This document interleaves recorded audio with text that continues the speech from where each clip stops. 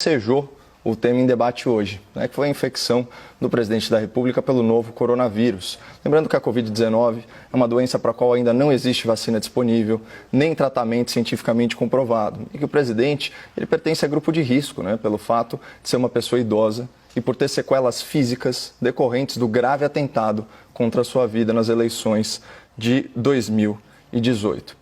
Bom, ontem eu e o meu debatedor, o Dr. Augusto, nós já registramos aí nossos votos de saúde ao presidente da República e aqui eu reitero a minha torcida para que ele convalesça rapidamente. O que choca é que esse mínimo de empatia com o próximo não é praticado por muita gente que se diz inclusiva, que se diz tolerante, que se diz progressista e até liberal, né?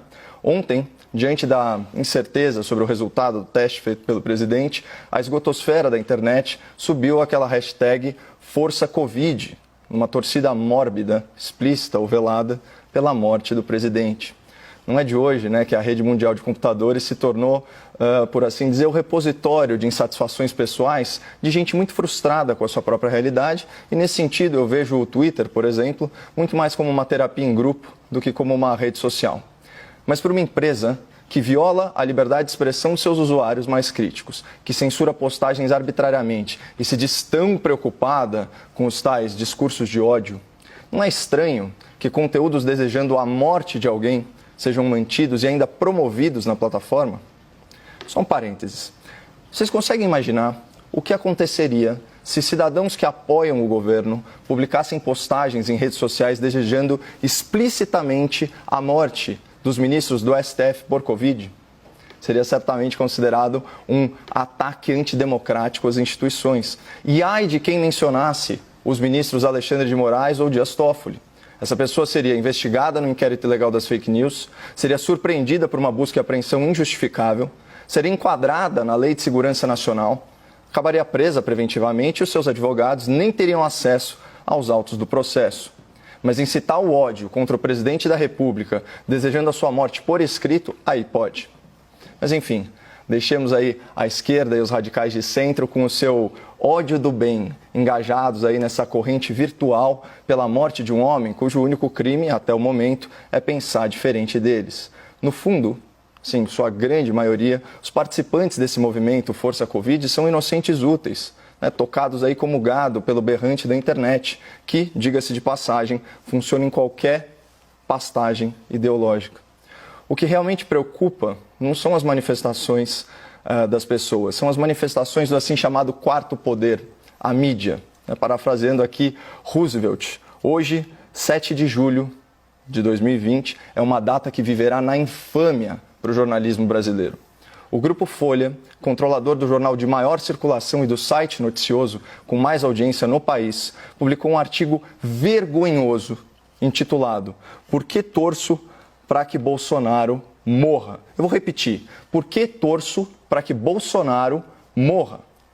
Eu vou omitir do espectador da CNN o nome do autor desse artigo, por 2 motivos. Né? Primeiro, quem escreve com tanto rancor, com tanta imprudência, com tanto radicalismo, na verdade, está desesperado para chamar a atenção. E eu não estou aqui para mimar gente carente. E segundo, na publicação original, online, o jornal Folha de São Paulo não declarou que a opinião do jornalista não reflete a sua própria. E o autor atua como editorialista do periódico, isso já há muitos anos. Portanto, a crítica é essencialmente à empresa que usa o seu vasto poder econômico para fazer militância partidária de muito baixo nível, como o espectador pode atestar, né, em trechos dessa ode ao ódio político publicada hoje na Folha. Vou ler isso aqui para vocês. Abre aspas. Jair Bolsonaro está com Covid-19. Torço para que o quadro se agrave e ele morra. Nada pessoal. É que no consequencialismo, ações são valoradas pelos resultados que produzem. O sacrifício ou a morte de um indivíduo pode ser válido se dele advier um bem maior. Então, só para contextualizar o espectador, a ética consequencialista avalia se uma ação é boa ou ruim, justa ou injusta, correta ou incorreta, com base nas consequências, sejam elas intencionais ou não intencionais, desse ato. Ou seja, numa interpretação vulgar, mesmo um crime pode se tornar um ato virtuoso, dependendo dos resultados que ele produz. Então, assim, vejo o perigo dessa visão de mundo que vai relativizar a natureza do bem e do mal numa lógica quase maquiavélica, onde os fins justificam os meios. Então, saindo aí da teoria, indo para a prática, o que impede um transtornado mental radicalizado, como era o terrorista Adélio Bispo, né, ex-militante do PSOL, de ler um texto desse e se achar no direito moral de assassinar o presidente da República? E o artigo da Folha insiste nesse argumento e insiste ad nauseam. Olha o que ele diz: a morte do presidente torna-se filosoficamente defensável se estivermos seguros de que acarretará um número maior de vidas preservadas. Vou repetir: a morte do presidente torna-se filosoficamente defensável. Imagina se o povo brasileiro usasse essa lógica para fazer justiça com as próprias mãos contra políticos corruptos. Todo mundo sabe que corrupção num país em desenvolvimento nada mais é que tirar recurso dos mais pobres. E claro, num país em que falta remédio, em que a estrada é esburacada e que a pistola atira sozinha, corrupção mata. Então, pela lógica do jornal aí de maior circulação do país, também seria filosoficamente defensável assassinar políticos ladrões para preservar vidas da população vulnerável? Será que o jornalismo militante está disposto a perder o seu corrupto de estimação, aí em nome do consequencialismo, né?